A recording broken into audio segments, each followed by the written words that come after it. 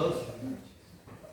Bueno, como decía, yo tengo 61 años y quizás, a diferencia de varios de ustedes, tuve el privilegio de crecer en una familia cristiana. Entonces ya desde chiquito iba a la escuela local. Cuando comencé a crecer, empezó a gustar el fútbol. Los domingos quería ir a jugar al fútbol y claro, papá me venía a buscar a la cancha y me llevaba a la escuela dominical. Pero bueno, a los 8 años vino una señora que fue la que levantó el IPEN y LAPEN acá en Argentina, llamada Teda Krieger, una misionera alemana. Y ella iba por las iglesias y reunía a los chicos y compartía el evangelio, ella evangelizaba a los chicos. A los 8 años, me acuerdo que nos preguntó si nosotros queríamos ir al cielo y nos dijo cómo era el camino. Me acuerdo que también estaba junto a mis primos, todo, y nos preguntó si queríamos pedirle a Dios eso, y levantamos la mano, hicimos la oración, y como hacían los padres en aquel tiempo, y quizá alguno hoy todavía, anotó la fecha, no la anoté yo, pero mamá anotó la fecha en la cual yo había aceptado a Cristo en el corazón. 8 años. Pero bueno, la vida sigue, ¿no es cierto? Seguí en las reuniones, seguí avanzando en años, pero claro, esta decisión que yo había tomado, cuando llegó la adolescencia no fue muy efectiva en el sentido de ser consciente de quién era yo, porque a mí me sigue gustando el fútbol. Entonces, ya les digo, fíjense que llamativamente el fútbol generalmente se practica los domingos. Entonces papá de nuevo, cuando empecé la escuela dominicana yo sabía dónde estaba. Tenía que ir hasta el club que estaba a 2 cuadras. Y yo cuando empezaba a jugar y lo veía en la puerta, ya sabía que tenía que ir a la iglesia y yo por mí mismo salía, lo dejaba a los chicos, ponía un suplente y me iba a la iglesia de nuevo. Pasé toda la adolescencia sin crecer, precisamente por esto. Me gustaba el deporte, me gustaba el fútbol, no le daba importancia a las cosas de Dios, aunque seguía participando de las reuniones, pero no me alimentaba. Hasta que llegó la conscripción. Ahora ya la conscripción está el servicio militar. En aquel tiempo había servicio militar y me tocó ir al servicio militar. Estuve aquí en la base de la primera brigada aérea en Palomar todo ese año, a pesar de los cuidados de Dios. Tampoco era de testimonio para los muchachos. Era un joven bueno, porque había nacido en una familia cristiana que tenía buenos hábitos, en la cual se leía la Biblia. Mi mamá me había enseñado muchos salmos así de memoria, pero yo todavía no estaba a la altura de lo que era. Entonces pasé todo el servicio militar y después, claro, tuve que volver a la iglesia. Me acuerdo que llegué acá y claro, estaban los jóvenes que yo siempre conocí, porque antes la familia, los jóvenes de la iglesia eran los hijos de la familia de la iglesia. Y nos conocíamos de chiquitos. Entonces, bueno, ahí volví a la iglesia, me sumé a la reunión de jóvenes de nuevo, pero llegó un día que, por problemas que había en la iglesia, yo me aparté. Y estuve un año apartado del Señor, entré en un estado de depresión, bajé mucho de peso, fíjense, soy bastante livianito, imagínense con comer poco y todo eso. No salía del departamento, en aquel tiempo vivíamos allí en Constitución, en Victoria, y estaba blanco como un papel. Y mi hermana, en ese interín, entró a Palabra de Vida. Y claro, cuando ella entró a Palabra de Vida, empezó a crecer, empezó a hacer el devocional, empezó a desarrollarse como hija de Dios, a tener comunión con hermanos que también tenían inquietudes espirituales, y empezó a crecer y cada fin de semana ella volvía a casa y me decía que los compañeros de ella allí en Palabra de Vida estaban orando por mí. En aquel tiempo había como 500 o 600 alumnos en total, imagínense. Y yo le decía gracias, gracias, pero yo no quería saber nada. Es más, ella me decía, yo era cristiano, ¿cómo iba a estar así? Y llegó un momento que no la quería escuchar. Entonces ella me dijo, cuando yo ya me estaba medio enojando, me dijo, bueno, Gustavo, yo de ahora en más voy a orar por vos. Nada más. No te voy a decir más nada. Ya en ese tiempo era muy pesado, ¿no? Porque cada fin de semana sabía que la tenía que aguantar diciéndome las cosas que yo sabía que tenía que hacer, pero que no quería hacer. Hasta que un día el Señor tuvo misericordia de mí, porque estaba perdiendo el tiempo, me estaba afectando a mí la salud, y dije, bueno, voy a volver a la iglesia. Y volví acá a la iglesia, me junté de nuevo con los jóvenes, empezamos, dijimos, vamos a estudiar un libro de la Biblia. Entonces dijimos, vamos a compartir el estudio. Un poco cada uno lo va a ir explicando, ¿no? Entonces agarramos 4 o 5 versículos cada uno y nos propusimos cada uno tener un compartir. Entonces empezó un hermano que en aquel tiempo se llamaba Alejandro Zurita, que no está entre nosotros, y después me tocó a mí y yo lo preparé y lo compartí, y después cuando le di el pasaje a otro para que siguiera, me dice, no, Gustavo, lo hiciste bien. ¿Por qué no lo compartí? No, pero te toca a vos, le digo. No compartí lo que estuvo lindo. Y ahí empecé a entender algo que el Señor había puesto en mí. Y estuve en mi corazón mucho hambre por la palabra de Dios. Y agarraba los libros y los leía, a veces los libros de teología, quería saber más sobre la salvación. Y yo me fui de a poquito alimentando.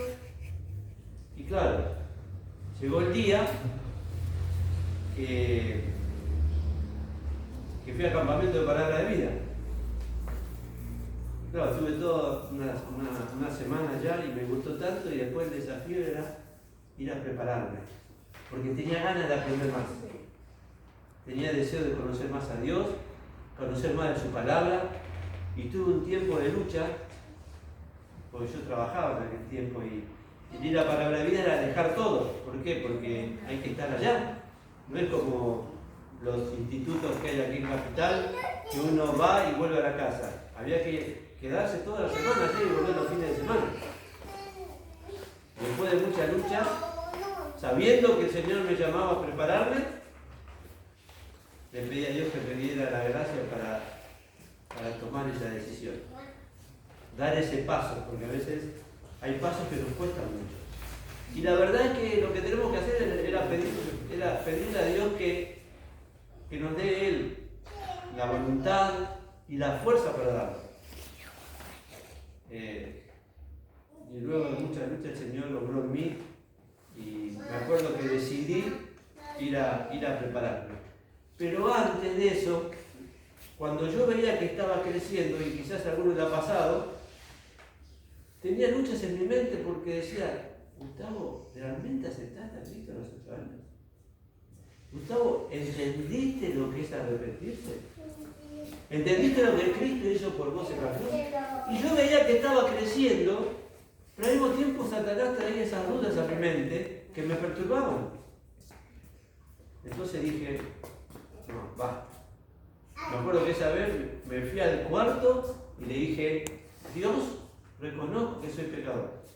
Dios, reconozco que Cristo murió en la cruz por mí, que derramó su sangre para limpiar mi corazón, y yo creo en Él y quiero aceptarle de nuevo, porque no estoy seguro. No me acuerdo bien lo que pasó en ese momento cuando tenía 8 años. Entonces allí confirmé la salvación. A partir de allí fueron quitadas todas las dudas que traía Satanás a mi mente, porque lo hice cuando era chico. Y ahora con mayor conciencia me preguntaba si lo habría hecho bien, como Dios quiere.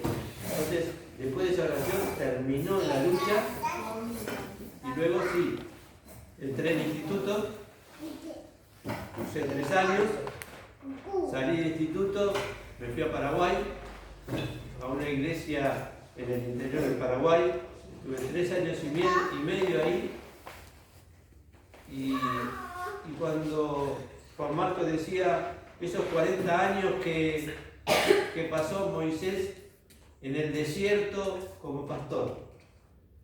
Bueno, fueron los 40 años que él aprendió muchas cosas. En primer lugar, ¿qué significa ser pastor? Y en segundo lugar, ¿qué es estar en medio de un rebaño de ovejas? Cuando estuvo preparado, Dios lo llamó. Y cuando volvió al pueblo de Israel, él ya no era el mismo. Por eso la Biblia dice que era el hombre más manso de toda la tierra. Y estaba capacitado, dependía de Dios y Dios lo usó para liberar. Yo después de Paraguay, bueno, anduve por 2 o 3 iglesias. En una de ellas conocí a la que soy mi señora. Y fíjense que después de tantos años, volví a la iglesia en que nací. Después de toda esa vuelta. Pero ya por la gracia del Señor, ya con otro entendimiento, ¿cierto?, de lo que es la obra de Dios.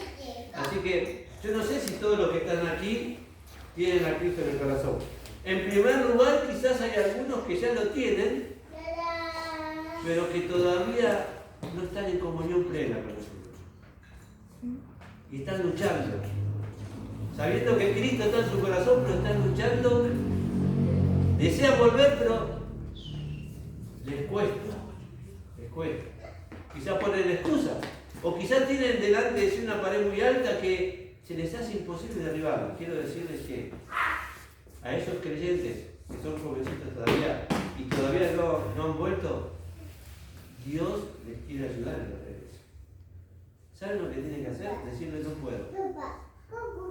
Parece complicado, ¿no? Cuando uno tiene el deseo de servir a Dios y estar en su camino, díganle no puedo, Dios. Quiero, pero no puedo. Ayúdame.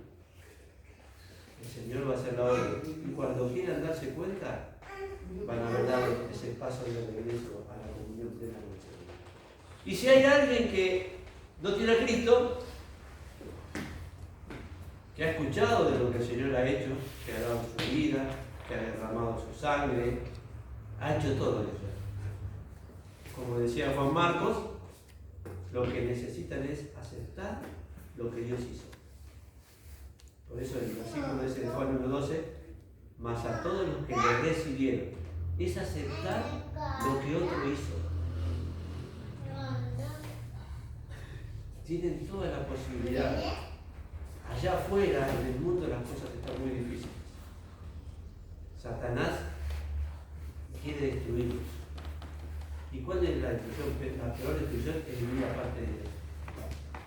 Satanás sabe que si parten de esta vida, van a la condenación eterna. Y busca todos los medios para cegarles el entendimiento, para que no vean la realidad. Cristo murió por ustedes. Dio su vida para salvarlos, entre otras cosas para liberarlos del pecado y para darles una razón nueva para vivir en dependencia de Él.